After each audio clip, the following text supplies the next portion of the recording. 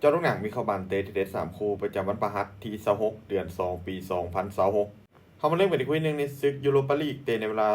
00:45ของคืนนี้การพบกันระหว่างสตุตการ์ดจะเปิดบ้านต้อนรับการมาเยือนของเซลติกผลการแข่งขันในนัดแรกเป็นสตุตการ์ดที่สามารถบุกไปเอาชนะเซลติกไปด้วยสกอร์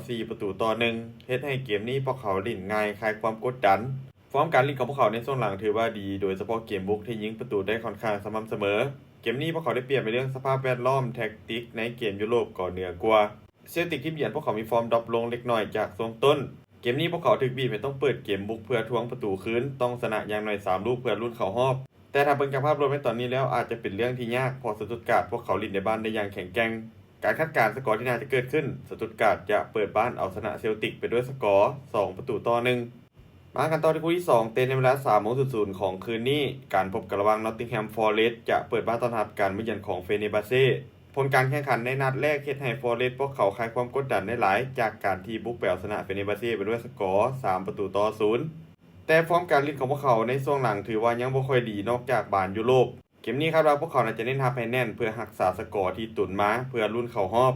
ส่วนเฟเนบาเซ่ทีมเยือนมีฟอร์มที่ดีกว่าแต่ผลการแข่งขันในนัดแรกบ่เป็นใจเกมนี้ถึกบีบให้ต้องเก็บชัยชนะให้ได้อย่างน้อย3 ลูกขึ้นไปเพื่อลุ้นเข้ารอบ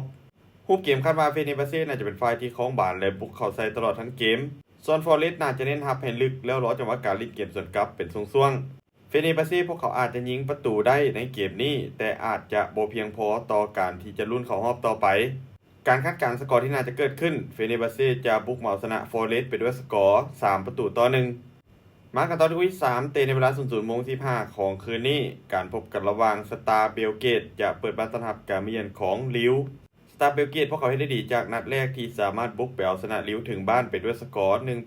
1-0สตาร์เบลเกตพวกเขามีฟอร์มที่โหดหลายด้วยการชนะ5 นัดรวดจากทุกรายการ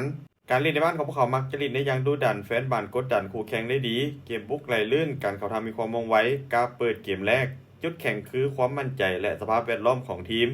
ส่วนลิวพวกเขามีฟอร์มการเล่นในช่วงหลังที่ค่อนข้างแกร่งจุดเด่นของทีมคือเกมรับที่เป็นระบบแต่เกมบุกยังบ่ค่อยจัดจ้านเท่าใดเกมเยือนในยุโรปมักจะเล่นด้วยความหัดกลุ่มบ่กล้าเปิดหน้าแรกแต่เกมนี้พวกเขาถือบีบไม่ต้องเปิดเกมด้วยผลสกอร์ที่เป็นห้องรูปเกมคาดว่าทั้งสองน่าจะเปิดเกมแรกกันสนุกมีโอกาสจะยิงประตูกันจากทั้ง2ฝ่ายแต่เบิ่งจากภาพรวมแล้วด้วยความมั่นใจและผลการเล่นในช่วงหลังยังคงให้เจ้าบ้านดูดีกว่าการคาดการณ์สกอร์ที่น่าจะเกิดขึ้นสตาร์ทเบลเกตจะเปิดบ้านเอาชนะลิวไปด้วยสกอร์2-1สุดท้ายนี้ถ้าทุกคนสนใจแนวทางดีๆแบบนี้อย่าลืมกดไลค์กดแชร์ออกไปเพื่อเป็นแนวทางเพิ่มเติมและใครที่สนใจอยากลงทุนสามารถกดลิงก์ทางหน้าช่องได้เลยเด้อ